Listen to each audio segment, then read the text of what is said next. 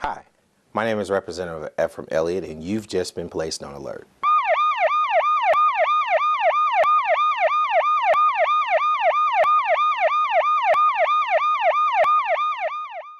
Welcome to the Elliott Alert.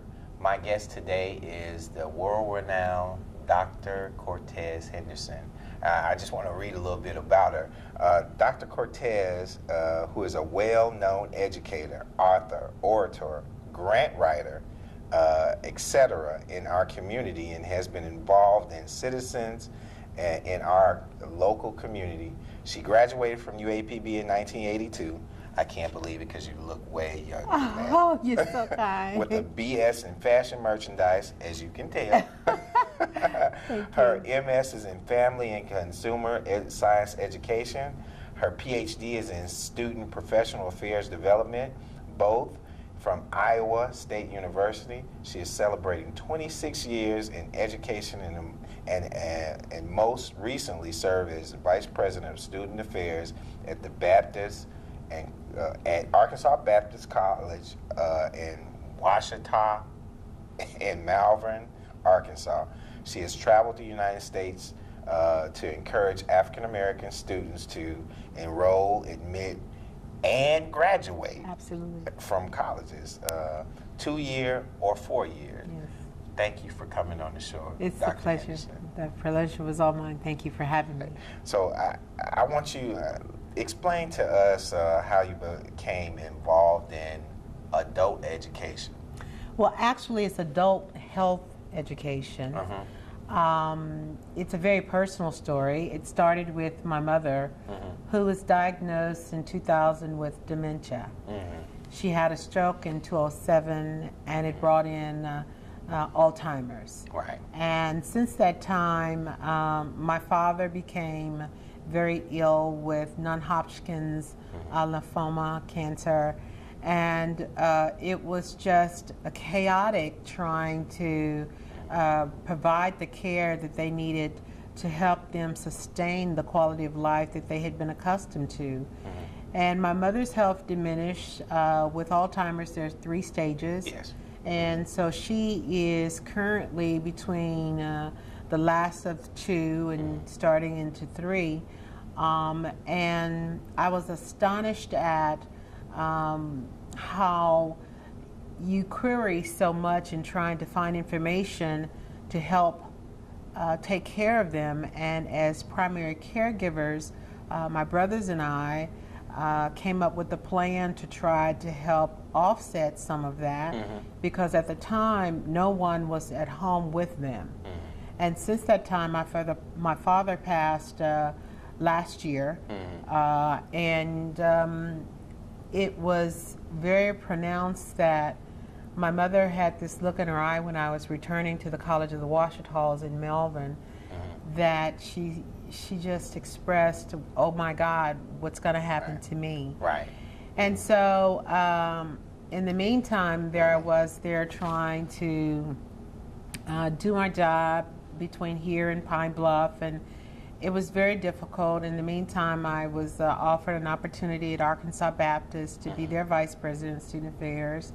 And it turned out that in June, I was able to move back and stay with my mother.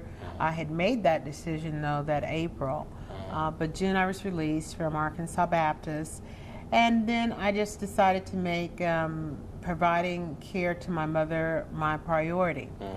And in doing so, Pine Bluff and various agencies here, state and local, would provide me the information, but it was as though it wasn't a one-stop shop center kind of place. Exactly. And I had to quander all over the place just to figure out what the next step was.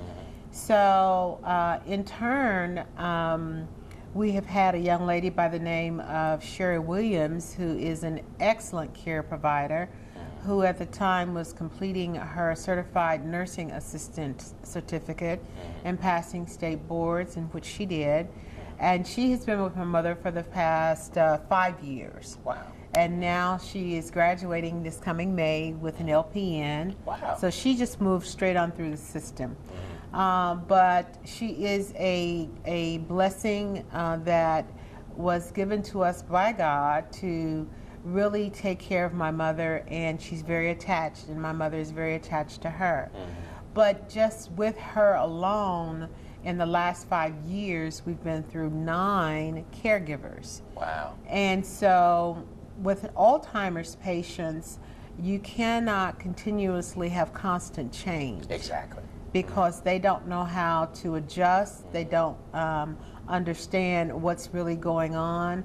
And so it moved me to go on and get my CNA license that I just graduated with last Tuesday. Congratulations. Thank you. I got a past state board, so. But also, it gave me insight as to the need to provide information to the public, and also hopefully a business venture will come out of this, particularly for primary caregivers. What we know now is that in America, about 44 million people, 44 million people have some need of a care provider at home. And usually it is women that provide that caregiving need. And with that, it was very important for me to have knowledge in order to better care for my mother. Right. And so she finally agreed to go to adult daycare over at Diane's Health Center, Adult Health Center, Right. I think on that's Ohio. It's 6 in Ohio. Yeah. And so having done that, it was a relief to me as the caregiver because I had respite, which is, you know, some care for the primary caregiver to have some me time. Me time, yeah. And which it's very it's difficult. very important. It's very important, it's very but it's important. difficult. Yes, it's very difficult to get that because she's at that stage where she wants your undivided attention. Right. And years ago, they had a saying about Velcro babies. Well, the old saying of twice a child and once an adult is true. Right. I can be out of her sight for no more than 5 minutes, and she's hollering, "Where's Ginger? Where's Ginger? Where's Ginger?" Right. You know. And so it was very important for me to educate myself. I started going to Area Agency on Aging for their Alzheimer's support group. I gathered information from the Arkansas Alzheimer's Association. I just started doing some research for myself so that I would be equipped to deal with all of the things coming my way. And one thing that I do know is that we don't really have a lot of services here to address those issues. But we're going to go on break, and when we come back, we're going to talk about some of the information that you know that can help us with this. Okay, very good. My mama always said, life is like a box of chocolate. You never know what you're gonna get. Lions, tigers, bears, oh my! I am Spartacus. You had me at hello. You had me at hello. I could have been a contender. You can't handle the truth. E.T. on home. Tenne mite gattio kako. Mite gatto.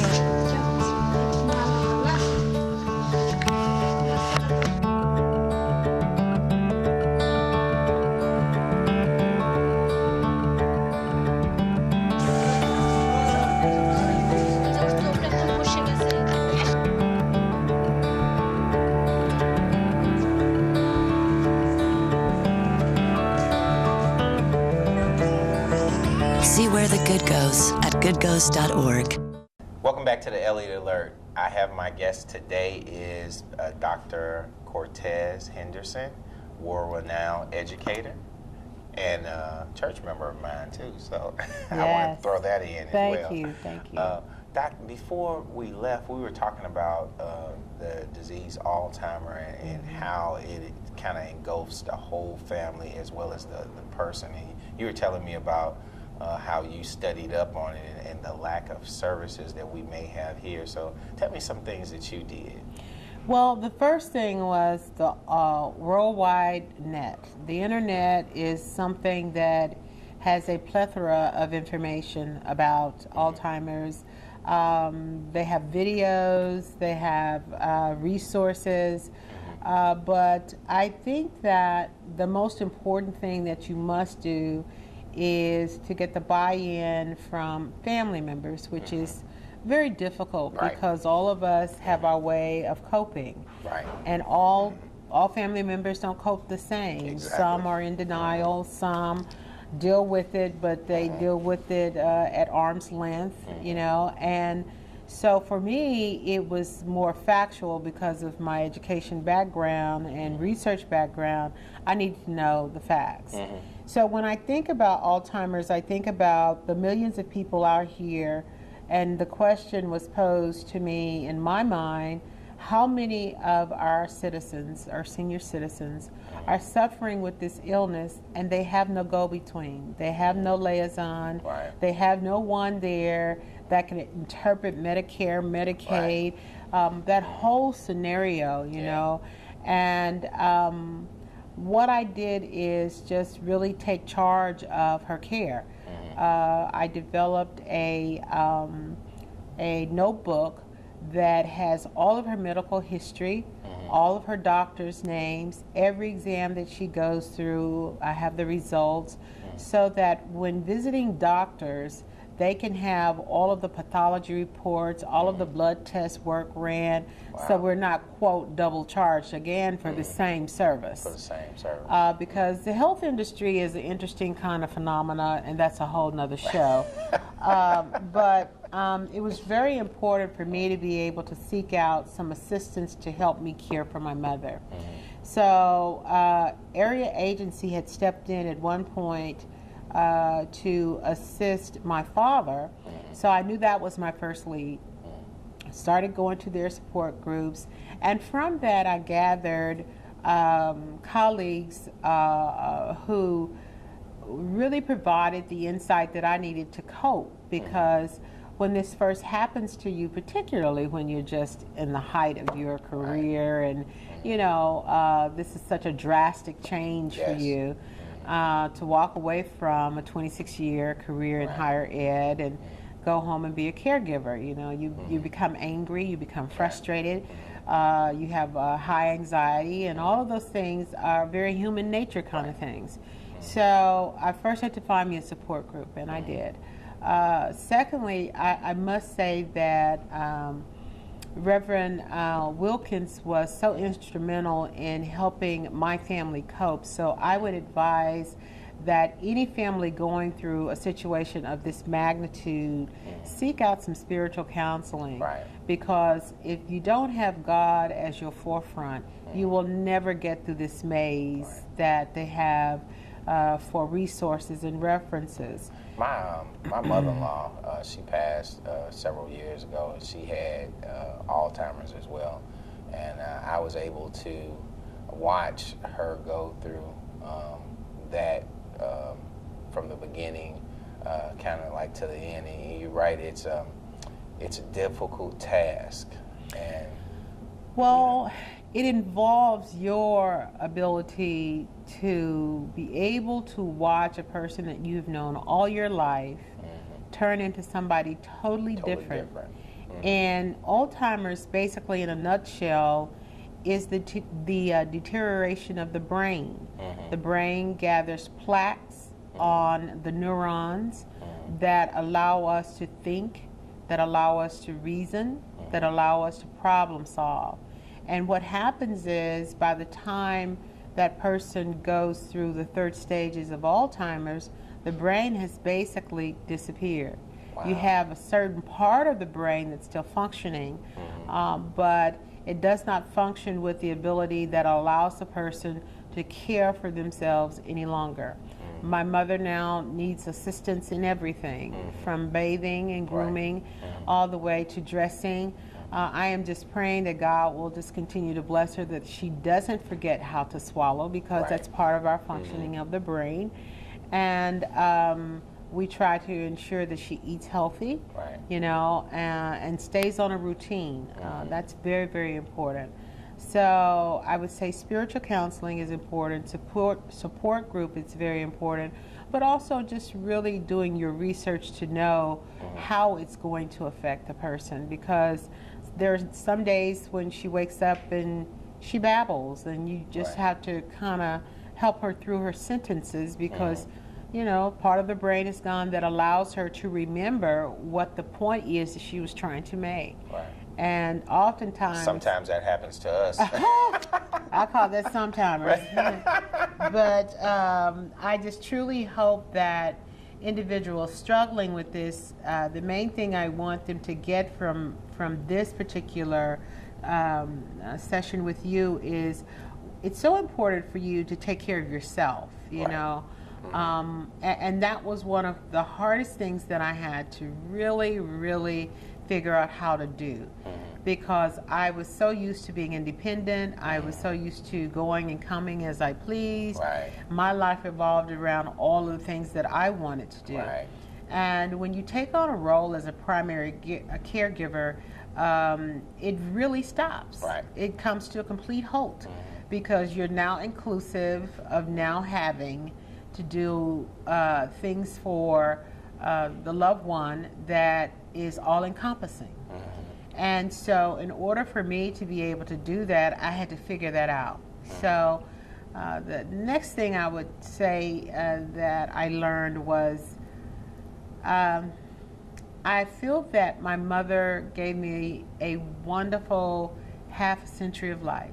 She made sacrifices for her children that the show cannot even stay on long enough to explain. And we vowed that we would never put her in a nursing home. And so we basically turned her home into her nursing home. And in moving back, we made sure that we were staffed enough with private caregivers, as well as with various programs that would help us to take care of my mother. I have about anywhere from 40 hours plus the additional 16 to 15 hours I get from my private care, in addition to hospice care, because most people don't know that Alzheimer's qualifies for hospice care. Well, I'm glad you said that. We're going to have to take a break, but when we come back, I want you to talk a little bit more about that. Okay.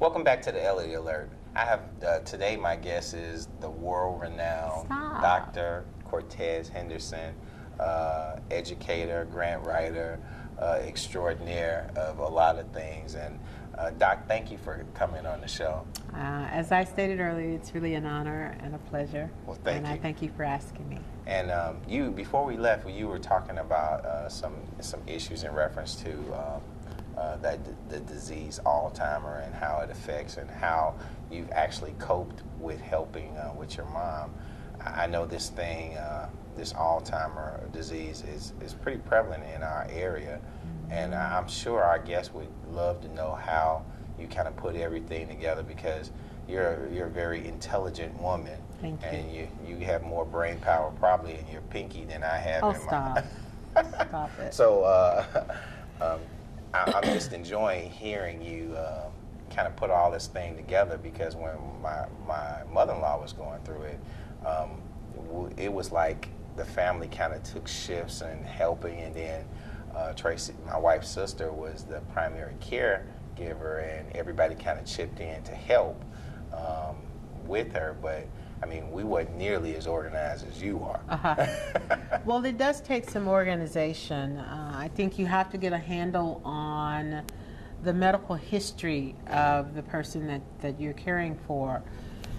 Excuse me. My mother has encountered several setbacks with various health issues along the way, but here and now it is very important for you to understand when you go talk with doctors that you have that history, you have the list of medications. Wow. I went as far as to understand what those medications do.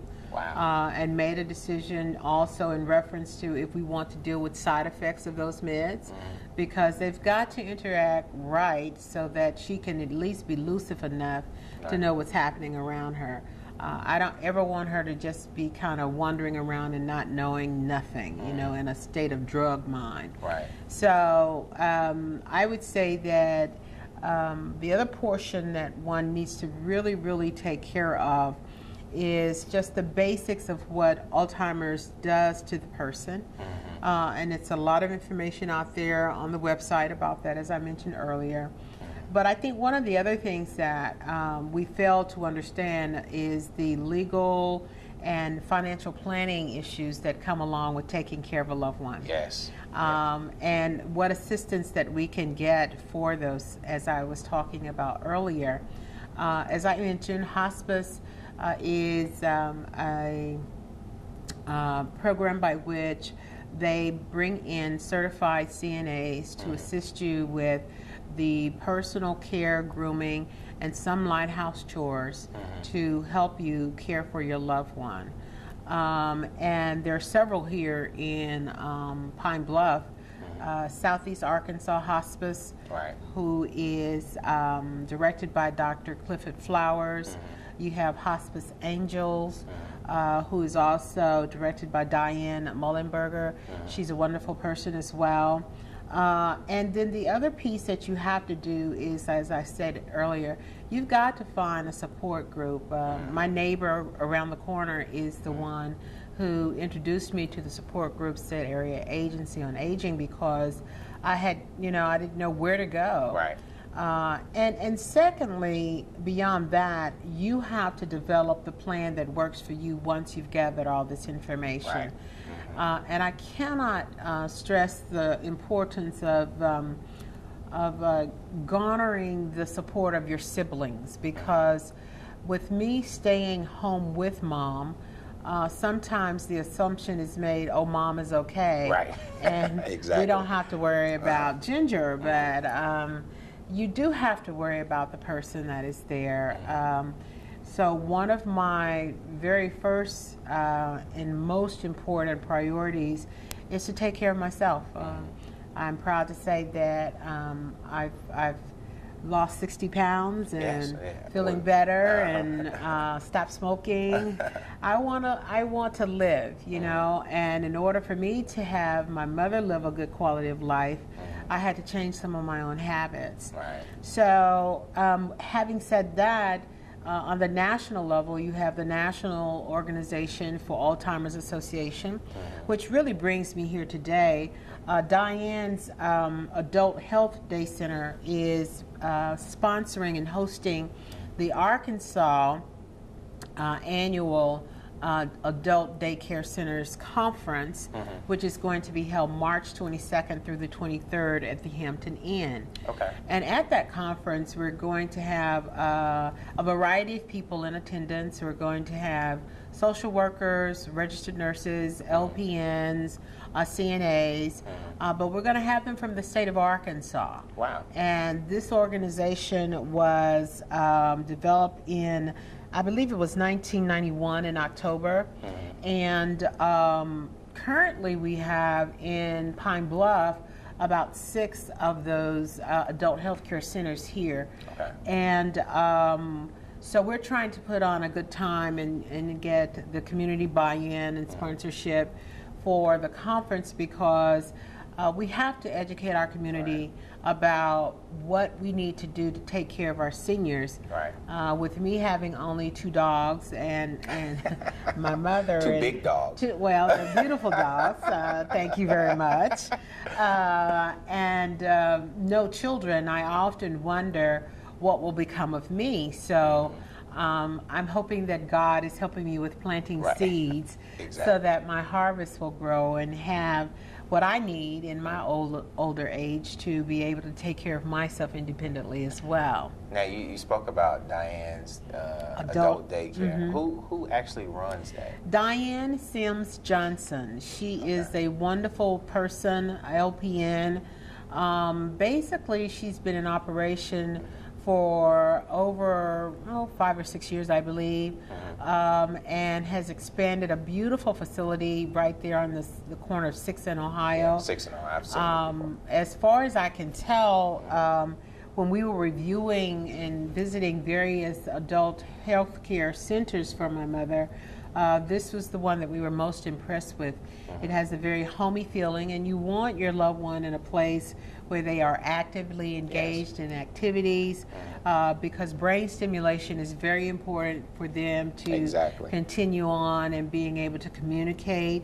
And she has those activities every day. She has a calendar planned a month in advance of what they're going to be doing. And for the month of February, during Black History Month, they had to dress up as a famous entertainer. My mother was Lena Horne. Oh, right. And they play bingo. They do exercise in the morning. They have devotion.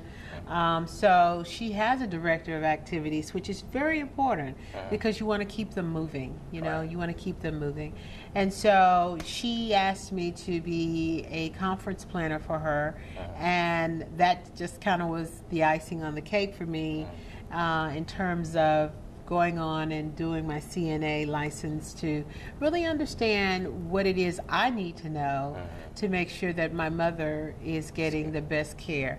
And oftentimes, CNAs have a high turnover because they're the lowest paid on the totem pole of the health care team, and there is always the perplexity of having children because most of these are women.